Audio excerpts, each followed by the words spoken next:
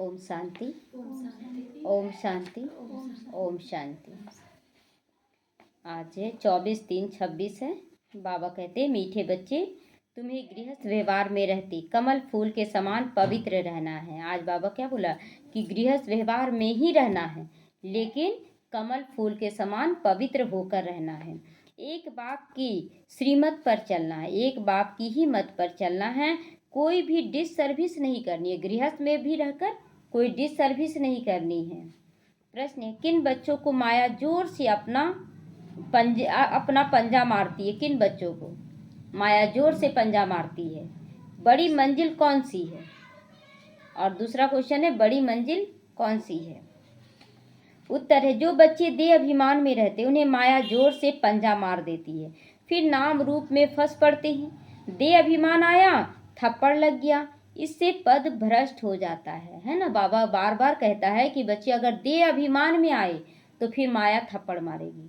ऐसे बहुत बच्चे हैं जैसे कि ज्ञान में कुछ साल चल लेते हैं और श्रीमत पर चल लेते हैं तो उनका बहुत कुछ अच्छा होने लगता है, तो फिर अचानक ही उनका जब अच्छा होने लगता है तो उसमें रम जाते हैं माया के राज्य में, और फिर बोलते हैं ना कि बाबा को याद हम कर रहे हैं। तो जो बाबा के कार्य में मददगार बने हैं पहले, तो अच्छा जब होने लगा तो छोड़ दिए बाबा को, तो सब कुछ बहुत अच्छा होने लगा। छोड़ देने के बाद भी सब कुछ बहुत अच्छा होने लगता है, और उसके बाद वो समझते नहीं बाबा को तो हम याद कर ही रहे हैं, सब कुछ याद कर रहे हैं, लेकिन बाबा को छोड़ते जा रहे हैं, उनको पता भी नहीं पड़ रहा है।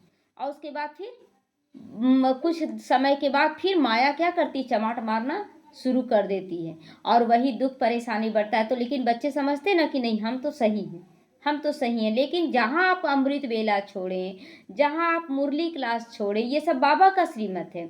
जहाँ आप नुमा शाम छोड़ें, कुछ भी हो हमें करना है, करते चले जाएं, और जो बाबा का श्रीमत उस पर चलते जाएं तो हमेशा के लिए ठीक रहेंगे। इसीलिए बाबा कहता है कि अगर देह अभिमान आया, थप्पड़ लग गया, इससे पद भी भ्रष्ट हो जाता है। देह अभिमान तोड़ना यही सबसे बड़ी मंजिल है ना। किसी भी हालत में देह अभिमान को तोड़ना यही बड़ी मंजिल है। तो बाबा कहते बच्चे देही अभिमानी बनकर चलो, जैसे बाप ओबीडियंट सर्वेंट है, कितना निरहंकारी है, ऐसे निरहंकारी तुम भी बनो, कोई अहंकार ना करो, है ना। कोई अहंकार भी नहीं करना, और सर्वेंट बनकर यानी कि सेवाधारी नौकर जो भी बनना पड़े, सबका सेवा करते रहना है, सबका सेवा। बहुत लोग इंसल्ट महसूस करते हैं कि केवल हम ही सेवा करें, यही सेवा करें। नहीं, बाबा के कार्य में कोई इंसल्ट नहीं, जो सेवा मिले दिल से करके दिखलाना। और जो छोटा सेवा है, जिस सेवा को कोई नहीं कर रहा है लेकिन आप दिल से कर रहे, वही सेवा से क्या होगा, बड़ों का दिल जीता जाता है। क्यों? क्योंकि उनके पास वैसे कोई बच्चे नहीं है जो वो सेवा करे, ना कर देते हैं, और हम दिल से कर रहे हैं तो उससे भी, लेकिन हमारी स्थिति भी वो हर जगह देखेंगे पावरफुल है, तो अपने दिल में जगह बन जाता है। गीत बजा है, ना वो हमसे जुदा होंगे ना उल्फत दिल से निकलेगी, है ना। जब ना बाबा से हम जुदा होंगे और ना ही हमारे दिल से आह निकलेगी, बाबा क्या हो रहा, बाबा कैसे ठीक होगा, ये बोलने का जरूरत ही नहीं पड़ेगा। ओम शांति। बच्चों ने गीत सुना और समझा, सभी समझे। ये गीत है तो फिल्मी गीत, लेकिन अर्थ कितना सुंदर है। बच्चे कहते इस माया के थे, हम भी माया के थे ना बाबा। बच्चे कहते हम बाबा के थे, बाबा हमारा था जब मूल वतन में थे। तुम बच्चों को ज्ञान तो अच्छी रीति मिलती है, मिला है, तुम जानते हो कि हमने चक्र लगाया है ना। सतयुग से लेकर कलयुग तक का चक्र लगाया है। अब फिर हम उनके बन गए हैं, बाबा के बने थे परम धाम में, और वही मेरा पिता था, वो मेरा घर था। लेकिन जब चक्र लगाने के लिए आए तो बिछड़ गए बाबा से। सतयुग, त्रेता, द्वापर, कलयुग में आ गए, तो कलयुग में आ गए और फिर बिछड़ गए बाबा से। उसके बाद अभी फिर बाबा से मिले हैं, तो फिर बाबा से जो ज्ञान गुण शक्ति लेना है वो ले लेना है। तो अब बाप कहते बच्चे, तो बच्चे होकर यहाँ मधुबन में नहीं बैठ जाना। अब बाबा ये भी कह रहा है कि अब बच्चे तो बन गए, लेकिन बच्चे बनकर मधुबन में नहीं बैठ जाना। तो बाबा कहते हैं तो बच्चे होकर यहाँ मधुबन में नहीं बैठ जाना, मतलब बैठना नहीं है, कहीं भी रहें, हम सेवाधारी बनकर रहें। तुम अपने घर गृहस्थ व्यवहार में रहते कमल फूल के समान पवित्र रहो। बच्चे तो हम लोग सब बन गए हैं घर गृहस्थ वाले, तो अब ऐसा नहीं कि हम लोग, सबका दिल होता था ना शुरू में कि चले जाए मधुबन, वहीं जाके रहें, लेकिन बाबा कहते अब सारे बच्चों को अगर लेते आएंगे मधुबन में तो सेवा कौन करेगा। तो इसलिए ये मत सोचना कि बच्चे बन गए तो मधुबन में हम रह जाएंगे, नहीं। कमल का फूल पानी में ही रहता है ना, परंतु पानी से ऊपर रहता है ना। तो पानी आज किसका मिसाल दिया गया है पानी के द्वारा? घर गृहस्थ को दिया गया कि पानी में ही रहता है ना, तो उसी उन पर पानी लगता नहीं है। लेकिन बाप कहते तुमको भी घर गृहस्थ में ही रहना है, सिर्फ पवित्र बनकर रहना है ना। तो घर गृहस्थ का जो विकारी ख्यालात है वो टच ना करे हमें।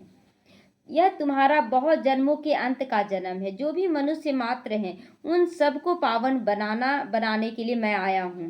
पतित पावन सभी का सद्गति दाता एक ही है, उनके सिवाय पावन कोई भी नहीं बना सकता। तुम जानते हो आधा कल्प से हम सीढ़ी उतरते आए हैं। आधा कल्प से सीढ़ी उतरते आए से तो सीढ़ी पहले जन्म से ही उतरना शुरू हो जाता है, लेकिन बहुत सूक्ष्म होता है उसमें। लेकिन जब द्वापर आता है ना तो बहुत जल्दी जल्दी सीढ़ी उतरने लगते हैं। 84 जन्म तुमको जरूर पूरा तो करने हैं ना, और 84 का चक्र पूरा कर जब फिर जड़ीभूत अवस्था को पाते हो, बिल्कुल एकदम सूखा पेड़ होता है ना वैसा बन जाते हो, तब मुझे आना पड़ता है। बीच में और कोई पति से पावन नहीं बना सकता है। कोई भी न बाप को न रचना को जानते हैं, जितने भी धर्म स्थापक आए लेकिन कोई जाना नहीं। ड्रामा अनुसार सबको कलयुग में पतित तमो प्रधान बनना ही है। बाप आकर सबको पावन बनाए शांति धाम ले जाते हैं, सबको पावन बनाते हैं और शांति धाम ले जाते हैं, और तुम बाप से सुख धाम का वर्षा पाते हो। सतयुग में कोई दुख नहीं होता है, सतयुग में कोई भी दुख नहीं होगा, क्योंकि चुना ही जा रहा है ऐसे ऐसे बच्चों को, है ना। सब जगह जैसे ऊपर में है तो कौन सा बच्चा पूरी तरह से सब कुछ लेके चल रहा, वैसे बच्चों को ऊपर उठाया जाएगा, लिया जाएगा। तो बाबा तो ऊपर से देख रहा है ना, इसलिए वहाँ दुख का नामो निशान नहीं होता। और यहाँ पर कलयुग में क्या है कि कोई सतयुगी आत्मा है तो कोई त्रेता युगी, कोई द्वापर, तो कोई कलयुगी आत्मा है। अब 4 प्रकार के संस्कार हैं तो झगड़ा होगा ना। हम बोलेंगे मेरे जैसा चलो, बोलेगा मेरे जैसा चलो, कोई किसी के अनुसार चलेगा नहीं। तो तुम अभी जीते जी बाप के बने हो। बाबा कहते हैं तुमको घर गृहस्थ में ही रहना है, भले हर तरह के लोग हों, लेकिन तुमको रहना है और सबके साथ रासलीला भी करनी है। रासलीला माना संस्कारों की लाल। हाँ, तो बाबा कभी किसी को कह नहीं सकते कि तुम परिवार छोड़ो, घर बार छोड़ो। बोले हैं क्या कभी भी किसी को बोले हैं कि घर परिवार छोड़ दो? घर परिवार छोड़ो नहीं, लेकिन बाप के श्रीमत पर चलो, ये जरूर कहते हैं। तो घर गृहस्थ व्यवहार में रहते सिर्फ अंतिम जन्म पवित्र बनना है। बाबा ने कभी कहा क्या तुम घर बार छोड़ो? दादियाँ थी बैठी हुई, तो बाबा बोल रहा, क्या बोला बाबा कि घर बार छोड़कर आ जाओ? नहीं ना। तो तुमने ईश्वरीय सेवा अर्थ आप ही छोड़ा। बाबा मतलब ये करवा रहा है कि हाँ तो हम नहीं तुमको करवाए, तुम अपने मन से छोड़ कर आए। ये नहीं कि कल को इल्जाम लगाओ कि भगवान हमें भगाया, नहीं। तो कई बच्चे हैं घर गृहस्थ में भी रहते हैं, देखो ईश्वरीय सेवा करते हैं, छुड़ाया नहीं जाता। यहाँ बाबा किसी को भी छुड़ाते नहीं है, ये भी तो बात सही है। रोज मुरली में आता है ना कि घर गृहस्थ में रह के ही हम लोगों को करना है। हाँ, जिसका बंधन मुक्त हो गया तो वो बोलने लगी कि हमको सेवा करना, वो चली जा रही है। तो तुम तो आप ही सेवा के लिए निकले हो ना। तो बाबा ने किसी को नहीं छुड़ाया। बार बार जो इल्जाम लगता है ना कि भगवान छुड़ाता है, भगवान कराता है, भगवान ये प्रूफ दे रहा है कि हम नहीं छुड़ाते हैं।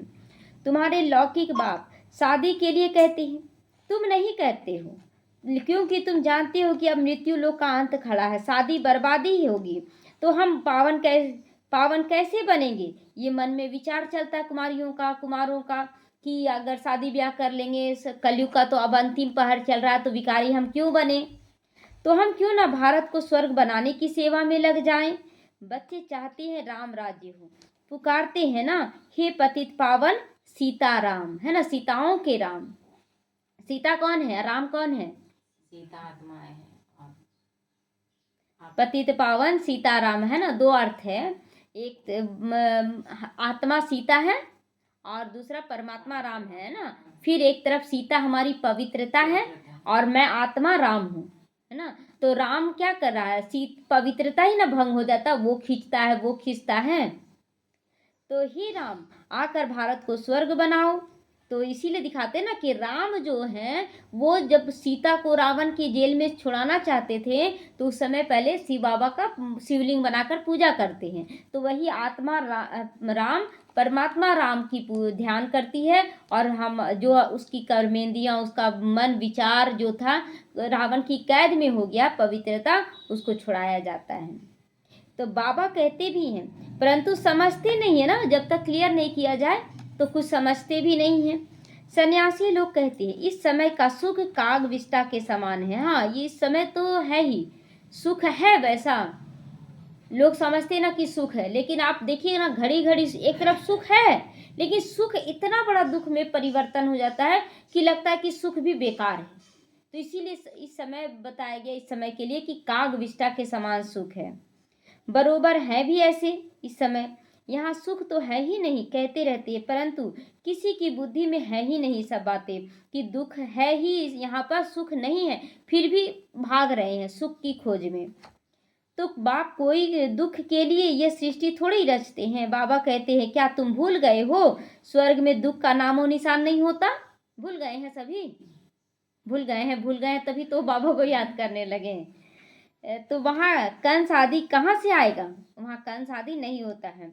अब बेहद का बाप जो सुनाते हैं उनकी मत पर चलना है। अपनी मन मत पर चलने से बर्बादी कर लेते हैं, है ना। बर्बादी क्या लेते हैं कि ज्ञान में चलते हुए भी मन में विचार आता है कि हमको इसकी शादी करनी है, हम मेरा बेटा बेटी का शादी करना है, पोता पोती का शादी करना है। ये सब विकारी ख्यालात, ये पाप का बोझा चढ़ा रहा है। और यही पाप का बोझा फिर शरीर का रोग के रूप में निकलेगा, कुछ ना कुछ रूप में निकलेगा। इसलिए हमारी कोई इच्छा नहीं होनी चाहिए, हमारी कोई इच्छा नहीं। आश्चर्यवत सुनंती कथंती भगंती, और फिर ट्रेटर बनंती हो जाते हैं ना। ट्रेटर बन के बोलते नहीं ये सब तो चलता है, ये सब चलता है। कितनी जाकर डिस सर्विस भी कर देते, बाबा का ज्ञान छोड़कर डिस सर्विस भी करते हैं। उनका फिर क्या होगा। बहुत बच्चे अभी देखिए ना निकल रहे हैं, मतलब उनको कुछ झेलना भी पड़ा ब्रह्मा कुमारियों से, लेकिन क्यों झेलना पड़ा।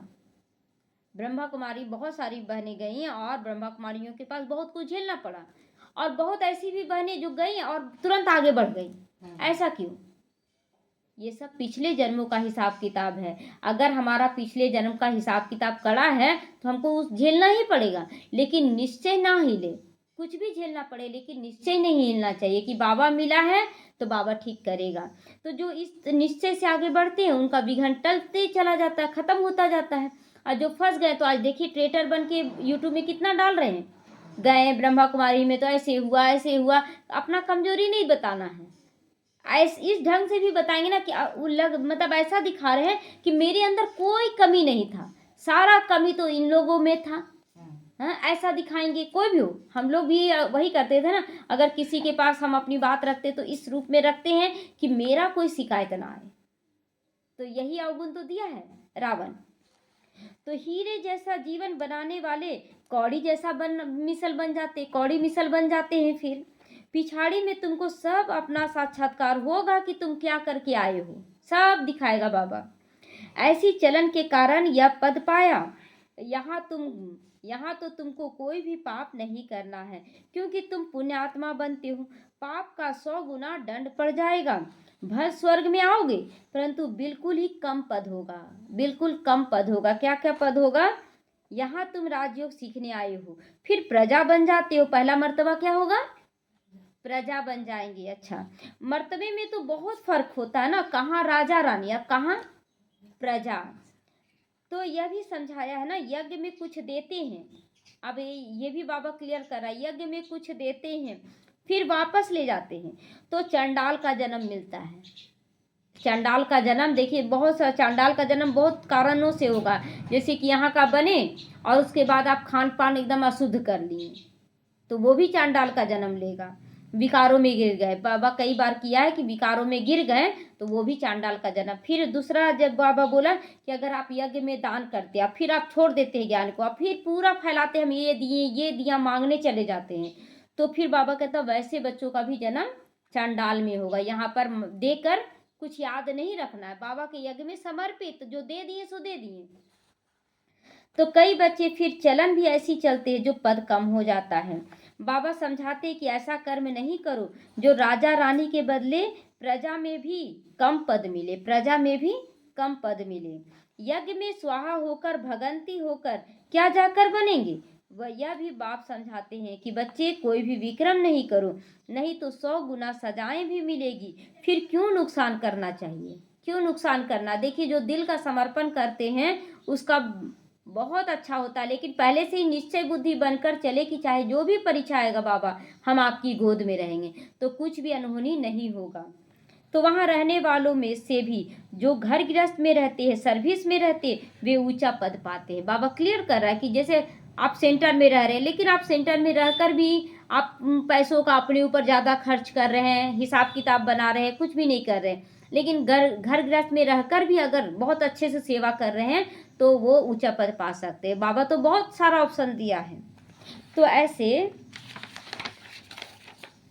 बहुत गरीब हैं, 8 आना रुपया भेज देते हैं, जो भल यहाँ 1000 भी देवे तो भी गरीब को ही ऊंचा पद हो जाता है, क्योंकि वह कोई पाप कर्म नहीं करते हैं, है ना, कोई पाप कर्म नहीं करते हैं। भले कोई करोड़पति हैं और दे रहे हैं लाखों, लेकिन अगर वो विकारों में जा रहे हैं, गलत काम कर रहे हैं, तो उनका पद नहीं मिलेगा। लेकिन अगर अभी जो गरीब भी हैं 10 रुपया 5 रुपया 20 रुपया भी देते हैं तो उनका ऊंचा पद हो जाएगा। तो पाप करने से 100 गुना दंड बढ़ जाएगा। तुमको पुण्य आत्मा बनकर सबको सुख देना है। दुख दिया तो फिर ट्रिब्यूनल बैठती है। अगर दुख दिया किसके लिए, जो बहुत ऊंचा पद में है, टीचर बनकर बैठे, उनके लिए ट्रिब्यूनल बैठेगा, और जो और नीचे हैं तो उनके लिए टीचर लोग को बैठाया जाएगा कि हाँ ये गलत है, ये गलत है। ट्रिब्यूनल बैठती, साक्षात्कार होता है कि तुमने ये किया, अब खाओ सजा। सारा कुछ क्लियर, क्योंकि अंदर बाहर तो बाबा देख रहा है क्या चल रहा है हमारे मन में। तो पद भी भ्रष्ट हो जाएगा। सुनते भी रहते हैं ज्ञान, फिर भी कई बच्चे उल्टी चलन चलते रहते हैं, मतलब हम अपनी ही चलन चलेंगे, है ना, ये दिखाते हैं। बाप कहते हमेशा छीरखंड होकर रहो। पहला क्या बाबा दिया कि छीरखंड माना सबको मिलाकर चलने वाला पहले बनो, क्योंकि संगठन ही सतयुग में आएगा। सतयुग से लेकर कलयुग में शिव बाबा नहीं आएगा, परिवार आएंगे। तो छीरखंड होकर रहना, जो छीरखंड होकर नहीं रहते वो पहले ही पद भ्रष्ट कर लिए, तो इसलिए छीरखंड होकर रहो। अगर लून पानी होकर रहते हो तो बहुत डिस सर्विस करते हो, है ना। एक ही जगह देखते हैं ना, अभी तो हो रहा है ना, मेरा सेंटर, मेरा पाठशाला, ये सब नहीं होना चाहिए। हम सेवा के लिए ये चीज़ कर रहे हैं, ये नहीं होना चाहिए। तो कोई के नाम रूप में भी फंस पड़ते हैं, यह तो बहुत पाप हो जाता है। माया जैसे एक चूहा है ना, चूहा क्या करती है, फूंक भी देती है, फूंक देती है ना तो वहाँ सुन्न हो जाता है। थेथर का सुई देती है तो सुन्न हो जाता है ना। तो जो चूहा है वो फूंकता है, और फूंकने से वो जगह सुन्न हो जाता है। फिर उसको काट काट के कुतर कुतर कर खून भी निकाल देता है, लेकिन दर्द नहीं होता, बाद में पता चलता है। तो काटती भी रहती है, खून भी निकल आता है, पता भी नहीं पड़ता। माया भी ब्लड निकाल देती है, मतलब माया भी ऐसा निकालती है, ऐसा गिराती है कि एकदम हड्ड सब तोड़ देती है। ऐसे कर्म करवा देती है जो पता भी नहीं पड़ता। 5 विकार एकदम सिर मुड़ देती है। बाबा सावधानी दे देंगे ना, पहले से देंगे ना, पहले से सावधानी दे रहे हैं कि बाप का बने हैं तो पूरी तरह से बाप का बने ना, आधा अधूरा क्यों बनना। मतलब जैसे बलि चढ़ाते हैं ना बकरे को, अब बकरे को आधा काट दीजिए, वो कैसा रहेगा, वो खुश रहेगा कि गम में रहेगा? न खुश रहेगा न गम में रहेगा, वो तो दर्द में कराहते रहेगा। वही हालत है कि बहुत बच्चे ज्ञान में आधा समर्पण करते, आधा समर्पण नहीं होता है, और वही आधा समर्पण उनका बहुत बड़ा भोगना का निशानी पर हो जाता है। इसलिए संपूर्ण समर्पण, बाबा देख रहा है कि आप क्या सोच रहे, क्या कर रहे हैं। तो ऐसा ना हो जो फिर ट्रिब्यूनल के सामने कहें कि हमको सावधान थोड़ी किया गया है, ये सावधानी मिल रहा है सबको। ऐसा ना हो कि जब सभा बैठे तो आप बोले कि नहीं हमको कुछ समझाया थोड़ी गया था। ट्रिब्यूनल बैठेगा तो ये सब नहीं, बाबा मुरली के दौरान सब कुछ समझा दे रहा है। तुम जानते हो ईश्वर पढ़ाते हैं, खुद कितना निरहंकारी है। कहते हम तो ओबीडियंट सर्वेंट है, कितना निरहंकारी है कि बाबा कहता है कि हम तो तुम्हारा सर्वेंट है। तो कोई कोई बच्चों में कितना अहंकार आ जाता है, बाबा का बनकर फिर ऐसे ऐसे कर्म करते हैं जो बात मत पूछो। बाबा का बनकर भी काम ऐसे ऐसे करते हैं कि बात मत पूछो। बाबा कह रहा है बात मत पूछो, यानी कि कोई खराब से खराब काम कर रहे होंगे। तो इससे तो जो बाहर गृहस्थ व्यवहार में रहते वो ऊंचा चले जाते, मतलब जो समर्पित उनके लिए आज बाबा पूरा क्लियर कर रहा है कि क्या क्या वो गलत काम करते हैं। दे अभिमान में आते ही माया जोर से पंजा मार देती है। दे अभिमान तोड़ना बड़ी मंजिल है, यही सबसे बड़ी मंजिल है कि दे अभिमान को तोड़े। दे अभिमान आया और थप्पड़ लग गया, तो दे अभिमान में आया ही क्यों चाहिए, जो पद भ्रष्ट हो जाए क्यों आए दे अभिमान में। ऐसा ना हो कि वहां जाकर झाड़ू लगाना पड़े। कहाँ जाकर, सतयुग में भी तो झाड़ू लगेगा कि नहीं, तो ऐसा ना हो कि वहां झाड़ू लगाना पड़े। अब अगर बाबा से कोई पूछे तो बाबा बतला सकते हैं कि क्या पद पाएगा। खुद भी समझ सकते हो कि मैं कितनी सेवा करता हूँ, कितना दिल से समर्पण करता हूँ। हमने कितनों को सुख दिया। बाबा मम्मा तो सबको सुख देते, इसलिए लक्ष्मी नारायण बन गए। कितना खुश भी रहते हैं। बाबा बॉम्बे में ना कितना ज्ञान का डांस करते थे, मतलब भीड़ लगता था। बॉम्बे में जाते थे ब्रह्मा बाबा तो खूब अच्छे से ज्ञान डांस, मतलब बहुत ज्ञान समझाते थे सबको, और सब धारण करता था। चात्रक बहुत थे ना वहाँ पर, तो बाबा कहते बहुत चात्रक के सामने ज्ञान डांस करता हूँ, तो अच्छी अच्छी पॉइंट निकलती जाती। बहुत अच्छा समझाने में मजा भी आता ना, जब बहुत सारे लोग आते हैं सुनने के लिए। चात्रक खींचते हैं, आओ हमको समझाओ, तुमको भी ऐसा ही बनना है, तब तो फॉलो करेंगे, श्रीमत पर चलना है। अपनी मत पर चलकर बदनामी कर देते हैं तो बहुत नुकसान हो पड़ता है। अभी बाप तुमको समझदार बनाते हैं। भारत स्वर्ग था ना, अब ऐसे कोई थोड़ी ही समझता है कि भारत स्वर्ग था। भारत जैसा पावन देश कोई भी नहीं, बाबा क्लियर करा, भारत जैसा पावन देश कोई भी नहीं। कहते हैं लेकिन समझते तो नहीं कि हम भारतवासी स्वर्ग थे। अगर समझते तो संपूर्ण समर्पण होता, है ना, बाप के हर श्रीमत पर हम चलते तो वहाँ अथाह सुख है। यहाँ के कौड़ी के पीछे अगर हम पकड़े हुए हैं कौड़ी को, तो वहाँ पर हीरा मोती हम गंवा रहे हैं, है ना। तो हम पकड़ना नहीं है, हमको छोड़ना है। अब बालू रेत होता है ना, रेत को अगर ढीला करके ऐसे करके पकड़ेंगे ना तो थोड़ा ज़्यादा रहेगा, लेकिन ऐसे जैसे जैसे आप मुट्ठी को ऐसे ऐसे करते जाइए तो रेत कितना आएगा, वो भी है ना, यहाँ से निकलते जाएगा, है ना, बीच बीच से निकलते जाएगा, रेत आएगा। उसी तरह यहाँ इस दुनिया का कोई भी वस्तु वैभव है, धन संपदा है, दुनिया का आकर्षण है कि अगर आप पकड़ते हैं छूट रहा है आपसे। शरीर पकड़े हुए हैं, शरीर को पकड़े हुए हैं, इतना खिलाएं पिलाएं, किसका शरीर को देखिए अभी नहीं पकड़े हुए हैं। शरीर कहाँ था बचपन में और कैसा आज हो गया, बुढ़ापा में आ गया। पकड़े हैं शरीर को, तो उसी तरह कोई भी चीज़ पकड़ नहीं पाएंगे, सब छूट जाएगा।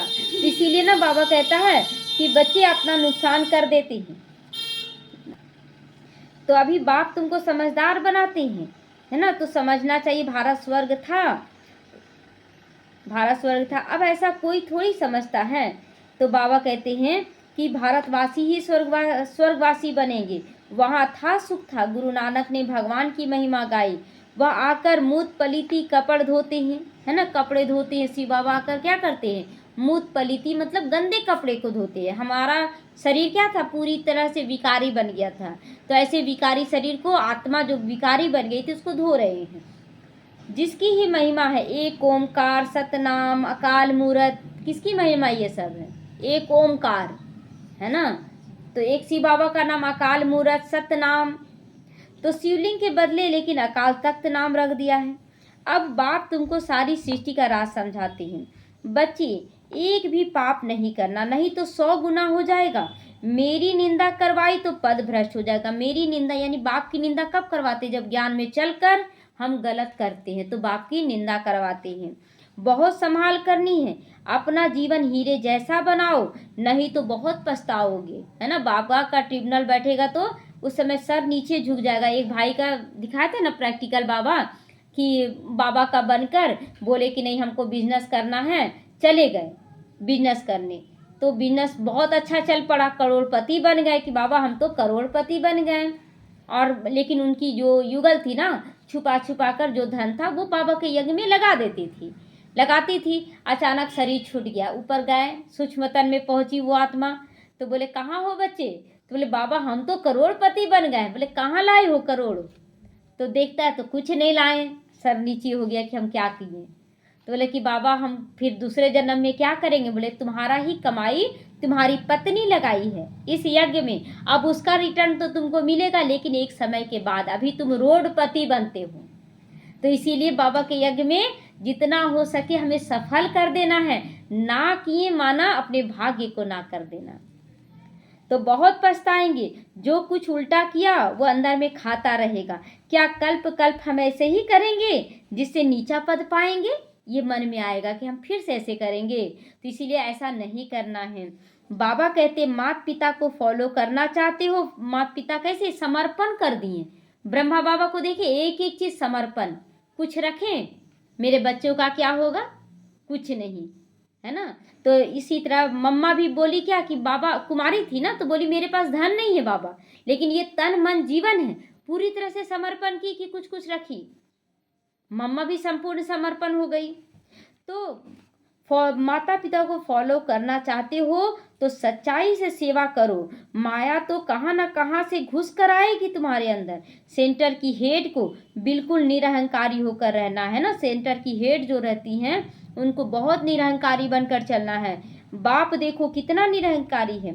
कई बच्चे दूसरों से सेवा लेते हैं, क्या मतलब जैसे ब्रह्मा कुमारियाँ भी ना, जैसे मेरे कपड़े धो दो, ये कर दो, बहुत चीज होता है कि सेवा लेती हैं। तो बाबा तो जान रहा ना सब कुछ, तो बाबा कितना निरहंकारी सेवा लेता है। बाबा सेवा नहीं लेता है। तो कभी भी किसी पर गुस्सा नहीं करते। बच्चे अगर नाफरमान बरदार भी हों तो बाप उन्हें समझा सकते हैं, है ना, समझा सकते हैं। मार पीट तो नहीं सकते, हमारा पीटा जाता है, बाबा मारेंगे नहीं। लौकिक बाप तो मार भी देता है, लेकिन बच्चे अगर गलत करे तो उसको समझाया जाता है, लेकिन मारा पीटा नहीं जाता है। तुम क्या करते हो? बाप का, बेहद के बाप ही जानते हैं तुम क्या करते हो। तो कौन जान रहा है? बेहद का बाप तो जान रहे हैं कि कैसे करते हैं। सब बच्चे एक समान सपूत नहीं होते हैं, कपूत भी होते हैं। ऐसा नहीं समझना कि समर्पित है ना, आज समर्पित पर ही ये मुरली है। और घर गृहस्थ वालों के लिए महिमा भी बाबा किया है। तो जो समर्पित है, ऐसा नहीं समझे कि सब सपूत बच्चे रहते, बस एक सेवा के लिए निमित्त बनाया गया है कि उधर इधर कुछ गृहस्थ में है, अब कुछ उधर समर्पित है। अगर दोनों नहीं रहेंगे तो कैसे सेवा होगा। इसीलिए तो बाबा समझाने देते हैं। ढेर बच्चे हैं, यह तो वृद्धि को पाते हजारों की अंदाज में हो जाएंगे, तो हो तो गए हजारों की अंदाज में। तो बाबा बच्चों को सावधानी दे दे रहे हैं, कोई गफलत नहीं करो। यहाँ पतित से पावन बनने आए हो तो कोई भी पतित काम नहीं करना है ना, कोई पतित काम नहीं करना है। न नाम रूप में फंसना है, न देह अभिमान में आना है। देही अभिमानी होकर बाप को याद करते रहो, श्रीमत पर चलते रहो। माया बड़ी प्रबल है, बाबा सब कुछ पहले से समझाने दे देते हैं। कल को ये ना कहना कि बाबा तो नहीं समझाया, सावधानी नहीं दिया, बाबा पहले से सब कुछ बता दे रहा है। अच्छा, मीठे मीठे सीखी लदे बच्चों प्रति माता पिता बाप दादा का याद प्यार और गुड मॉर्निंग। रूहानी बाप की रूहानी बच्चों को नमस्ते। हम रूहानी बच्चों की रूहानी माता पिता बाप दादा को याद प्यार, गुड मॉर्निंग और नमस्ते नमस्ते। शुक्रिया बाबा, शुक्रिया। हम रहेंगे सदा हंसते हंसते, शिव बाबा के साथ जाएंगे परम धाम, आएंगे बैकुंठ में हंसते हंसते। ओम शांति। धारणा के लिए आज मुख्य सारे, बाप समान निरहंकारी बनना है, किसी से सेवा नहीं लेनी है। जैसे मालिश करवा लेते हैं, बहुत जगह बहुत सारा चीज़ है, तो बाबा कहता किसी से सेवा नहीं लेनी है, किसी को दुख नहीं देना। देखिए जैसे ब्रह्मा बाबा पाँव नहीं दबाया, लेकिन बच्चे जब बोले, जिद करके बोले कि बाबा, ब्रह्मा बाबा का पाँव, कुछ बच्चे बोले ना कि बाबा पाँव दबाएंगे, तो पाँव दबाएंगे, तो बाबा बोला नहीं, मेरे पाँव क्यों दबाना। सो आरसी बाबा बोला मेरे पाँव ही नहीं है।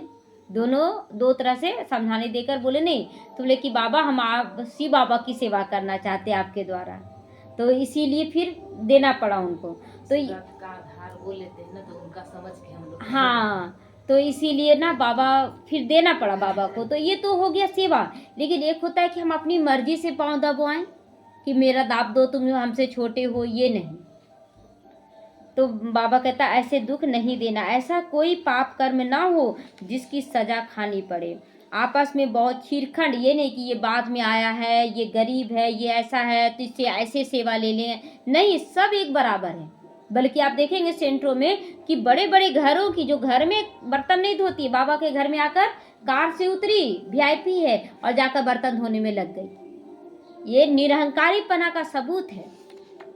दूसरा है, एक बाप किसी श्रीमत पर चलना, अपनी मनमत मिक्स नहीं करनी है।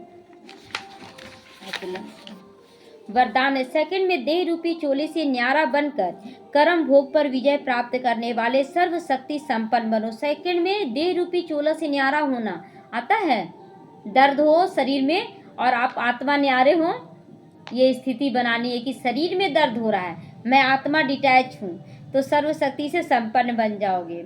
जब कर्म भोग का जोर होता है, कर्मेंद्रियां कर्म भोग के वश होकर अपनी तरफ आकर्षित करती हैं, अर्थात जिस समय बहुत दर्द हो रहा हो, ऐसे समय पर कर्म भोग को कर्म योग में परिवर्तन करने वाले बन जाओ, कर्म योगी बन जाओ कि बाबा के साथ अच्छी अच्छी बातें करने लगेंगे तो आप शरीर से डिटैच हो जाएंगे। तो साक्षी हो, कर्मेंद्रियों से भोगवाने वाले, कर्मेंद्रियों से भोगवाना भी है, दर्द महसूस हो रहा है कि हाँ ये दर्द है, लेकिन यहाँ तक दर्द ना पहुँचे बहुत ज़्यादा, तो सर्वशक्ति संपन्न अष्ट रतन विजयी कहलाते। इसके लिए बहुत समय का देह रूपी चोले से न्यारा बनने का अभ्यास हो। यह वस्त्र दुनिया की व माया के आकर्षण में टाइट या खींचा हुआ ना हो, तभी सहज उतर पाएगा। दुनिया के आकर्षण या मोह जाल से टाइट नहीं करना है। स्लोगन है, सर्व का भान मान प्राप्त करने के लिए निर्माण चित्त बनो। पहले खुद को तैयार करो, उसके बाद हम है ना दूसरों को भी तैयार करें, तो ये हो गया निर्माण और निर्माण बनना। तो निर्माणता में ही महानता की निशानी छुपी हुई है। मातेश्वरी जी के अनमोल महावाक्य। पहला, ईश्वर सर्वव्यापी नहीं है, उसका प्रमाण क्या है? शिरोमणि गीता में जो भगवानुवाच है, हे बच्चे, जहाँ जीत है वहाँ मैं हूँ, यह भी परमात्मा के महावाक्य है। पहाड़ों में जो हिमालय पहाड़ में है उसमें मैं हूँ। गीता में लिखा हुआ है कि हिमालय पहाड़ जो है, पहाड़ों में हिमालय पहाड़ है, वो मैं हूँ। और सांपों में भी काली नाग मैं हूँ। इसीलिए पर्वत में ऊंचा पर्वत कैलाश पर्वत दिखाते हैं और सांपों में काली नाग दिखाते हैं। तो इससे सिद्ध है कि परमात्मा अगर सर्व सांपों में केवल काले नाग में है, तो सर्व सांपों में उसका वास नहीं हुआ। कितना अच्छा बाबा मम्मा दे रही हैं, क्लियर कर रही हैं ज्ञान कि अगर सांपों में मैं काली नाग में हूँ, पहाड़ों में मैं हिमालय पर्वत में हूँ, तो यानी कि सब पहाड़ में नहीं है, सब सांप में नहीं है। अगर परमात्मा ऊंचे से ऊंचा पहाड़ में है, गोया नीचे पहाड़ों में नहीं है। और फिर कहते जहाँ जीत है वहाँ मेरा जन्म, गोया हार में नहीं हूँ। तो अब ये बातें सिद्ध करती है कि परमात्मा सर्वव्यापी नहीं है। तो जीत जहाँ है यानी कि वो सही तरह से चला है, जहाँ हारे हो वहाँ देहाभिमान में हारे हो। तो एक तरफ ऐसे भी कहते हैं, दूसरी तरफ ऐसे भी कहते हैं कि परमात्मा अनेक रूप में आते हैं। जैसे परमात्मा को 24 अवतारों में दिखाया गया है, कहते हैं कच्छ मच्छ आदि सब रूप में परमात्मा के हैं। अब ये है उन्हों का मिथ्या ज्ञान, झूठा ज्ञान। ऐसे ही परमात्मा को सर्वत्र समझ बैठे हैं, जबकि इस समय कलयुग में सर्वत्र माया व्यापक है। तो फिर परमात्मा व्यापक कैसे ठहरा? चारों तरफ तो माया का विकार है, गंदगी है, तो भगवान कहाँ से ठहरा? गीता में भी कहते हैं कि मैं फिर माया में व्यापक नहीं हूँ, मैं फिर माया में व्यापक नहीं हूँ। इससे सिद्ध होता है कि परमात्मा सर्वत्र नहीं है। दूसरा मम्मा बता रही है कि निराकारी दुनिया आत्मा और परमात्मा के रहने का स्थान है। तो अब ये तो हम जानते हैं कि हम निराकारी दुनिया कहते हैं, तो निराकार का अर्थ ये नहीं कि वहाँ कोई आकार नहीं, निराकारी है यानी कि निराकारी ज्योतिर्बिंदु सितारा तो है ना। तो जैसे हम निराकारी दुनिया कहते हैं तो इसका मतलब है कि जरूर कोई दुनिया है, पहले निराकारी दुनिया मतलब दुनिया है, परंतु उसका स्थूल सृष्टि के मुआफिक आकार नहीं है। ऐसे परमात्मा निराकार है, लेकिन उनका अपना सूक्ष्म रूप अवश्य है। तो हम आत्मा और परमात्मा का धाम निराकारी दुनिया है। तो जब हम दुनिया अक्षर कहते हैं तो इससे सिद्ध है कि वो दुनिया है और वहाँ रहते भी हैं, तभी तो दुनिया नाम पड़ा। परमात्मा भी रहते हैं और आत्मा भी रहती है, तो वो दुनिया है।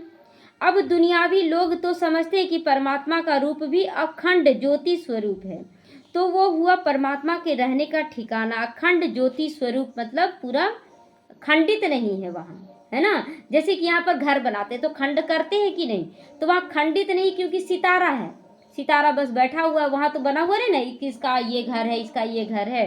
तो अखंड, तो वो ज्योति स्वरूप क्या है, घर का है, जिसको रिटायर्ड होम कहा जाता है। रिटायर्ड होके यहाँ से जब पूरा हो जाता है तो वहाँ जाकर बैठ जाते हैं। तो हम परमात्मा के घर को परमात्मा नहीं कर सकते। अब दूसरी है आकारी दुनिया, जहाँ ब्रह्मा विष्णु शंकर देवताएं आकारी रूप में रहते हैं। यह है साकारी दुनिया, जिसके दो भाग है, एक है निर्विकारी स्वर्ग की दुनिया, और जो आधा कल्प सर्वदा सुख होती है, जहाँ पवित्रता सुख शांति होती है, और दूसरी है विकारी कलयुगी दुनिया, जहाँ दुख और अशांति की दुनिया। दो दुनिया यहाँ हो गया। अब 4 प्रकार का दुनिया आज बता रहा बाबा। तो अब 2 दुनियाएं क्यों कहते हैं, क्योंकि यह जो मनुष्य कहते हैं स्वर्ग और नर्क, दोनों परमात्मा की रची हुई दुनिया है। तो इस पर परमात्मा के महावाक्य है, बच्चे मैं कोई दुख की दुनिया नहीं रची, मैंने जो दुनिया मैंने रची वो सुख की रचा। तो अब ये जो दुख और अशांति की दुनिया है, वो मनुष्य आत्माओं ने अपने आप को और मुझ परमात्मा को भूलने के कारण ये हिसाब किताब भोग रहे हैं, इसलिए ये दुख अशांति हो रहा। भोग रहे हैं क्यों, क्योंकि आत्मा अपने स्वरूप को भूल गए और परमात्मा को भूल गए हैं। तो बाकी ऐसे नहीं कि जिस समय सुख और पुण्य की दुनिया है वहाँ भी कोई सृष्टि नहीं चलती, नहीं।